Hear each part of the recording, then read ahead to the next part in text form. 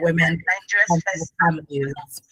Political Arena is the program where we examine political issues shaping Nigeria's democracy with a strong focus on inclusion, equity, and representation.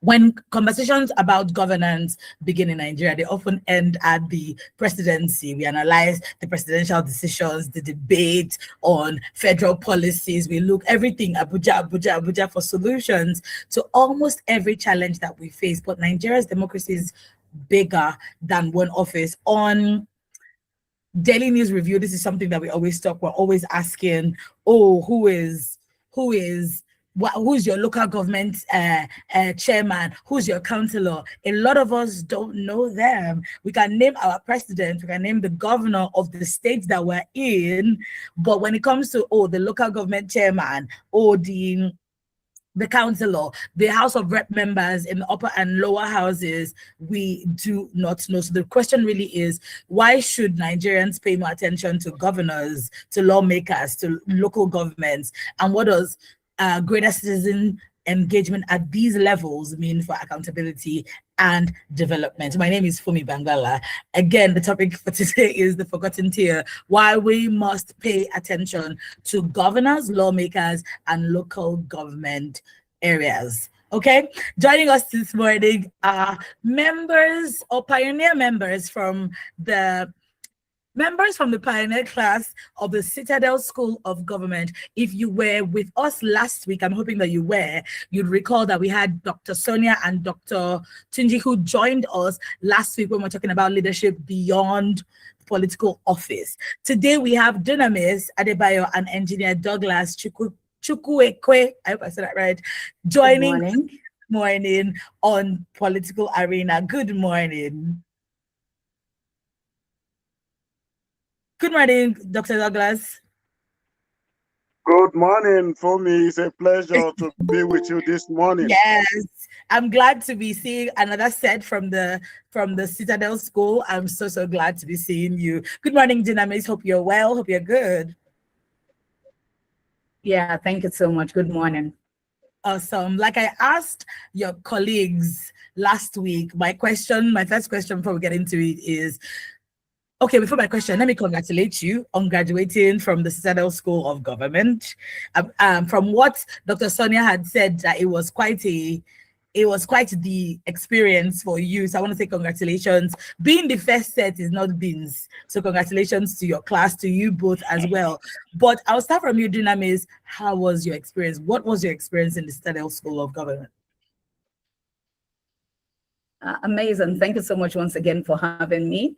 And yeah, it was amazing, and it's still amazing because the effects of knowledge, it doesn't dissipate like that. Yeah, you have the opportunity of reliving it and applying it in context. And I must say, it was a stretch.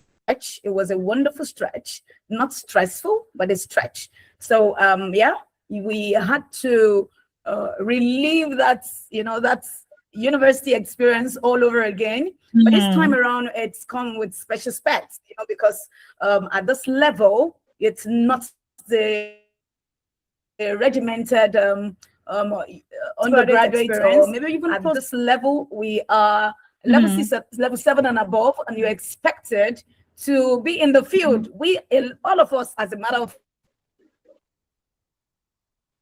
fact, we are all in the field. So this comes very handy because you get to review some of your own styles, whether at leadership level, maybe even subnational levels, as we had some persons amongst us.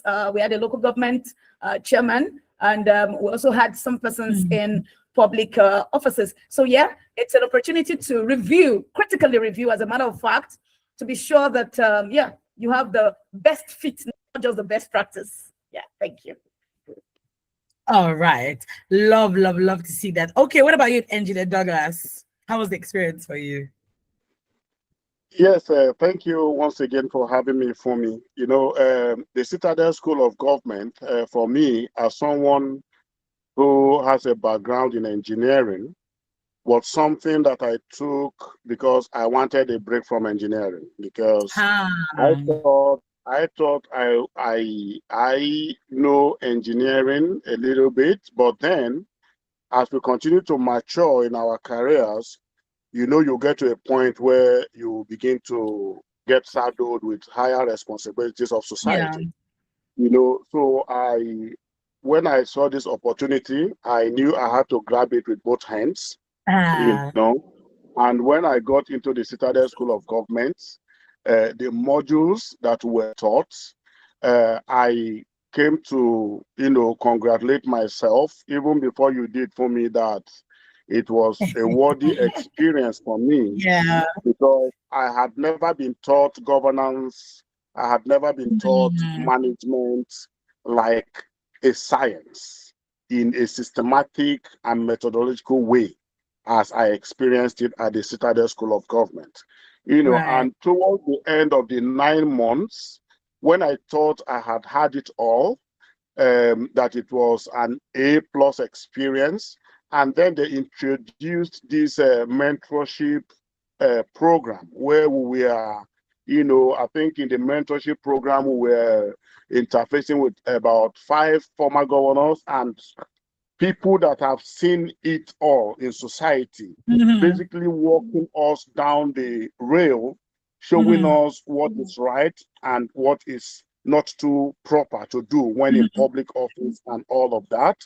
You know, and just when that was going on, and I thought, okay, this is now an A++ experience, and they even changed gear again and introduced what they call a capstone project, where you have to merge everything you have been learning in class to what you have been learning from your mentors to solve a real life problem confronting Nigeria. Citadel School of Government made all this happen just within 9 months. I am happy. I'm one of the pioneer asset members. Sweet. Congratulations. We're just going to get into it. Starting off with you, Dunamis. Why is it that Nigerians, for many Nigerians, we almost exclusively focus on the presidency when discussing governance? We're not talking about the LGAs, we're not talking about the lawmakers, we're not talking about the governors, we're not talking about the we're not talking about them. Why are we just fixated on the presidency? I might want to just summarily review that by saying, arguably, it's a systemic situation. I'll say that very lightly and cautiously, such that the enlightenment, the sensitization, they haven't really bordered on that closeness to the people. All right. And so, I mean, look at I'm sure we're all noticing already that the cycle is starting out already again for 2027, and you see in maybe a few more months it becomes even more heated, and everyone is concentrating only on the presidency, like you said. But I'm imagining even if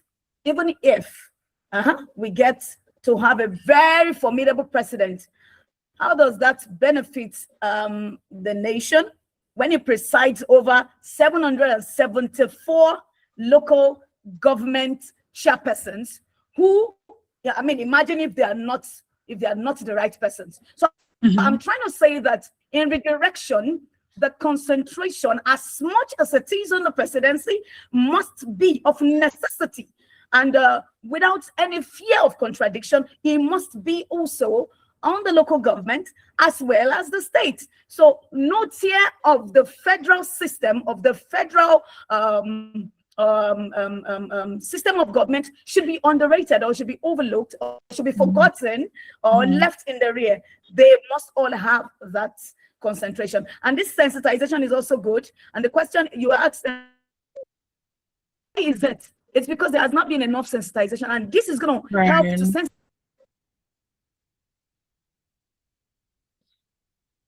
sensitize the people to knowing that as much as president, we of necessity also have to be particular about our state governors as well as local government chairpersons. We doesn't even stop there, but I'll stop there for now. All right. Thank you so much for that, Dunamis. My next question is to Douglas, and it's pretty like very, very to follow suit. Why, and from the topic, why have these sectors, so to speak, become the forgotten tier of governance? Zulame says it's because there's not been sensitization. Obviously, when there's no sensitization, it means that nobody's really looking at it. But when you look at it, you realize that even the presidency is interested in the local government, who's going to be the local government councillor or the local government chairman. They are interested in those grassroots areas. We are not. Why is this? Okay, thank you very much. I believe the topic for today invites Nigerians to rethink where power really is and what really affects them. You see, local government, especially as the Nigerian state is set out to be, the local government is supposed to be the first line of democracy. Okay. You know, if I use my situation as an example, the road in front of my house, the street road in front of my house, as far as I'm concerned, is the most important road in the world. I cannot get to any other road until I have crossed that road. True. Usually, for most Nigerians, that road is the responsibility of local government, except for very few of us that live next to a major highway. That is the situation we are faced with. And then we go to the markets. It is the responsibility of the local government. No state government is going to build the market for you. No federal government is going to build the market for you. So the local government touches to the soul of many Nigerians. Yes, I agree that national politics is going to draw more headlines. It's going to be more dramatic. But this topic is important because it invites Nigerians to rethink that priority. All right, thank you so much. I thought you were still going on. Okay, back to you, Dunamis. Let's start with the governors. Okay. What are some of the key responsibilities Nigerians often overlook when it comes to state government or even local government? Actually, all of them, state government and local government. I recall, I was it a road we were talking about on the Daily News Review, and I remember a caller saying, "It's supposed to be your local government chairman to do that road. Now, why are you calling the state the president? It was not even the state government to come and repair it." There's some roads in Lagos that they will say, "Oh, this one is federal government road, state government road," and most of us don't even know this. So what are some of these key responsibilities that we overlook when it comes to the responsibilities of the state government and the local government chairman? Okay. Do you want me to put both together, the state and the local together? Yes, one bucket? Okay. Oh, fantastic. Fantastic. Thank you. Generally, we want to think about law and order in any state. I mean, you want to be in a state where, from what my co-participant said, is thinking about security already. He believes that the road in front of his house is the most important in the world. In his opinion, for him to get to his marketplace, for him to get to do his daily activities, that first point of contact with the local government, subsumed under the state, must be sorted. That's maybe security and maintenance and law and order and all of those. So when we think about a state, we want to think about a state that has its priorities set. I will never take it away from security and defense, right? Yeah. It's important for everyone to think of his own state as a place of protection, ditto for your home. But that home is situated in a local government. You see the way we're climbing, and from thence to a state. Within that state, you must be able to think of that. And so you think of state policing. Of course, that's where security, defense, national security, or state security, if you like, and defense comes in. Even the law and order I talked about, it will come from state policing. I remember, let me quickly put this in context. I remember some years ago, it was a joke that went around that in a particular area in Lagos State, if anything was missing, everyone knows, or everyone knew where it probably would be located. And why is that? Because everyone has the update of what goes on within the communities. So from the state level, we think about military operations, we think about the border security, we think about counterterrorism, we think about cybersecurity, we think about law and order, we think about policing, and then to the state also, it is subsumed in that. How is that? Permit me to liberally refer to, I'm an independent researcher, so let me quickly, share this view of Olaoye and Afolabi in their review of the possibility of local government areas to be the focus of national development.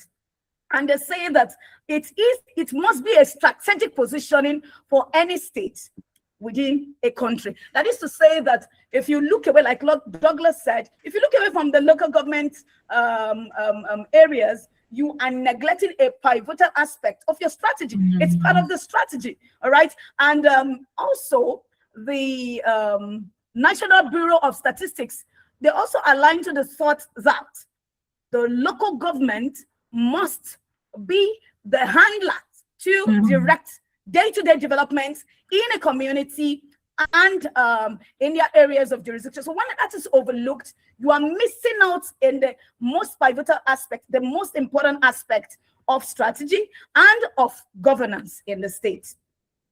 Thank you. Thank you so much for that.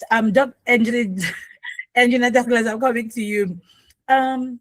How can we now better, as citizens, monitor and evaluate the performance of governors beyond election periods? You typically find that election period is when people are highlighting, oh, they didn't do this, or they didn't do this. It's like governance doesn't happen in the first 3 years, only happens in the year or the months leading toward election.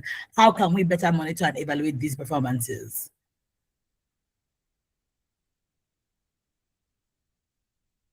He's left the call. Okay, I'm going to bring that question to you, Dunamis. I mean, I know that you're well capable for this. How do we monitor, the performance of our governors, of our local government chairman? How do we do it beyond election periods? And who are we supposed to, when we've monitored it, is there a place to go to call them to order to say, you said you were going to do XYZ, you haven't done XYZ? Amazingly, there mightn't have been a relatable link between the people and the local governments, but that does not stop the fact that it has to be. I don't think there's anything that should stop me from walking into the local government to finding out about the well-being of my community. Very true. We must ask questions. And I'm coming straight to responsiveness. It is the case of responsibility and responsiveness. Yeah, the local government chairpersons are saddled with the responsibility of sustainable development within their local government, their area, all right, their communities. But we must also bring them to account. We must be responsible and help them to also be responsible. We must make them know that we are watching, we are looking. I remember those days on campus, we used to refer to ourselves as the political watchdog. What did we do then? We called to account the leaders. I mean, what should stop me from doing that? What should stop you from doing that? What should stop us from doing that? When every of this LGA chairpersons see that people are, telling them compulsively, they become responsive. And that's not to say some of them have not been responsive, but we're saying that it must go beyond this. If a group of professors refer to them as the strategy of a nation, then strategically, we must help them to be rightly positioned. Thank you. Thank you for that. Douglas, please welcome back. To the point, to this question, and Dynamic speaking on how we should call them to order. That's local government chairmen, our governors. How is it possible that we as Nigerians sometimes overlook our own role when it comes to demanding accountability? And I'll explain why.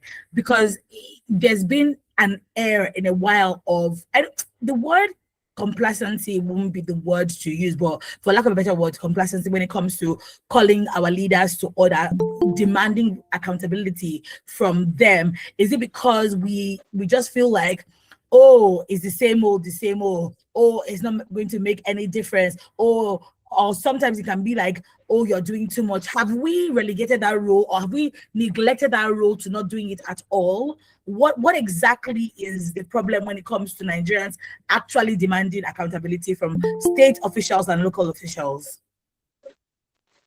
Okay, what my first thought would be to remind our viewers of the African proverb, that says that when a child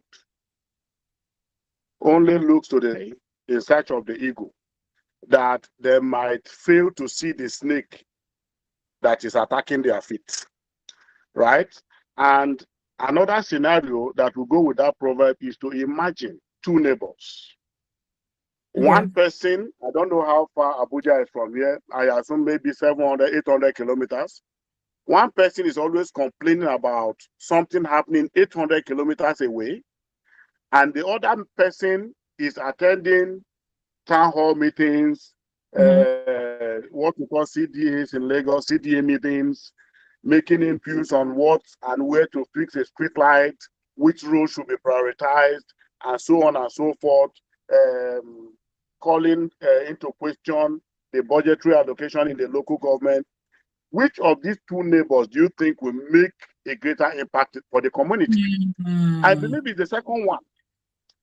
The other guy can complain all he likes about 800 kilometer away events, but other than running down his energy on his complaints and nagging, he is not making any change in the community.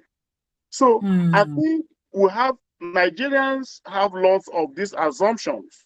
If I digress to football, we had a coach for the Super Eagles that says Nigeria has 200 million coaches, referring to every Nigerian claim to be a coach.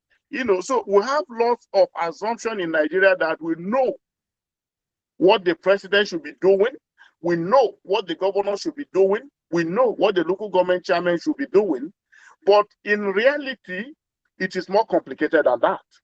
So we need a little bit of, pulling back to begin to even look at, interrogate the functions and responsibilities of these people properly, so that we'll be able to direct and channel our energy in the right direction.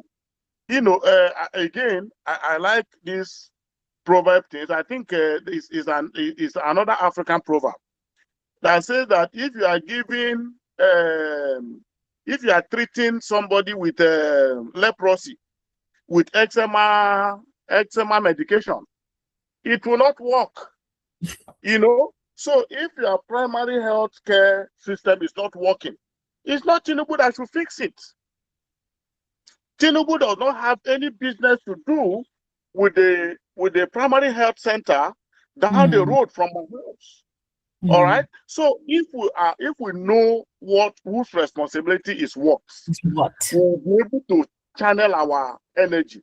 And that is where I want to encourage Nigerians to take some time to understand these nuances of governance, that this is who to hold accountable for this and who not to hold accountable for that. You see that today in Nigeria, almost every lawmaker, whether at state level or federal level, will tell you, I attracted this project, I attracted that project, and they are all doing the project. They are not executive members. They are legislators. The only job of the legislator is to make legislation and to have oversight, to oversee the executive. But because people have been cowed, intimidated by the demands of Nigerians, they are now going into projects which should be the prerogative of the executive. So all of us as Nigerians, both the political elite and we, the ordinary Nigerians, we must in fact understand that we have a lot of learning to do so that we'll be able to channel our energy properly. Yeah, well said. Well said. Thank you so much for that. On a final note, Dunamis, as we go, if you could encourage Nigerians to pay attention to just one level of government more than they currently do, which one will it be and why? Well, again, I'm going to definitely, you're trying to corner me, but I'm going to give you a redirection. The reason is because sincerely, there shouldn't be any tier of this federal system that should be overlooked, like I earlier said. I want to encourage everyone. See, even as my co-participants were speaking, I'm feeling already that a lot of people are fatigued. A lot of people are tired. Very a lot of true. people have even lost trust in leadership and governance. You cannot afford to lose trust. You cannot afford to lose that tiny, no matter how tiny it is, you must hold on to it. So as much as we do not want to neglect presidency, we mustn't, because everything starts and falls on leadership, like we all know, right? We must also critically put at the back of our mind that we want to be volunteers to monitoring, to being responsible, and calling our leaders to being responsive. It is safe also to say that even civil society organizations must also mobilize. It's not just the unilateral reviews of you and I here on this platform. What are the civil societies there for? We must come together. We must demand accountability, like my co-participant said, from all the tiers. Again, I refuse to be cornered. Although empathetically, I might want to tilt towards the local government, because I mean, that is where, like, the road to his house is.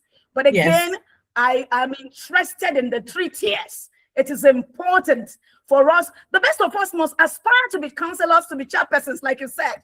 We can afford to live, in that blind spot. We cannot be coerced into the blind spot of thinking that one is superior to the other. It's tripartite. One cannot stand alone. We do not have a stool that has 3 legs that will balance well on 2. They must stand well. And I pledge my allegiance to the 3, but my empathetic review would definitely be towards the local government. Thank you so much. Thank you so much. In 1 minute, please, Engineer Douglas, what would your final word be to Nigerians? Like, what does an engaged and informed citizen look like? Great. What I would say to Nigerians is that Nigeria will not be transformed only when we elect the right president, whoever this guy is going to be. The future of Nigeria will not be decided only on that paved corridor of power that passes through the presidential villa in Aso Rock. Nigeria will be better if we are able to effect positive change, transformative change from our governors, from state assemblies, from our market leaders. And in fact, democracy must touch the streets where we live for us to have a transformed Nigeria. You guys have said it all, Donami said it all, that all of these we have to start from local government. That is where we have to take it from, the grassroots. When we take it from the grassroots, and the grassroots is the foundation. People tend to look at democracy as something that is votes. It is not about vote. Democracy is more like gardening. The seed you plant is just that vote. That is the seed. Can you imagine going to your garden and dropping a seed and going home? What are you going to harvest? You keep coming back. You keep checking. You keep asking for accountability. The smartest governors in this country don't touch state funds. So the smartest governors, they don't touch state funds. What do? They will go to local governments who are unfortunately, we did not get there today, but those local government chairmen, in what you see today, they are more or less like appointees of the governor. So they will just go to them and it should not be. give them to speak for them. And this is an anthemic to the Nigerian Constitution. So I would just tell Nigerians to not lose faith. Nigerians should not lose faith. All hope is not lost. We should continue to fight, and in the end, we'll see that it is worth our struggle. Thank you very much. Thank you so much, Engineer Douglas. Fumije, is it okay to also remind ourselves that the office of the citizen is the highest in the land? So please don't neglect your PVC, and don't neglect the watchfulness you need for the next elections. Thank you. Well said. Thank you so much for coming on the program. We truly, truly appreciate you. Like you've had it all today, and I'm hoping that we see a difference when it comes to our citizenry in Nigeria. Again, thank you, Engineer Douglas and Dunamis, for coming on the program. All right, that's all from us on Political Arena. Do have a lovely afternoon. Good afternoon. Thank you for having us. Thank you very much. I have the rest. Thank you. Have a nice day. Yes.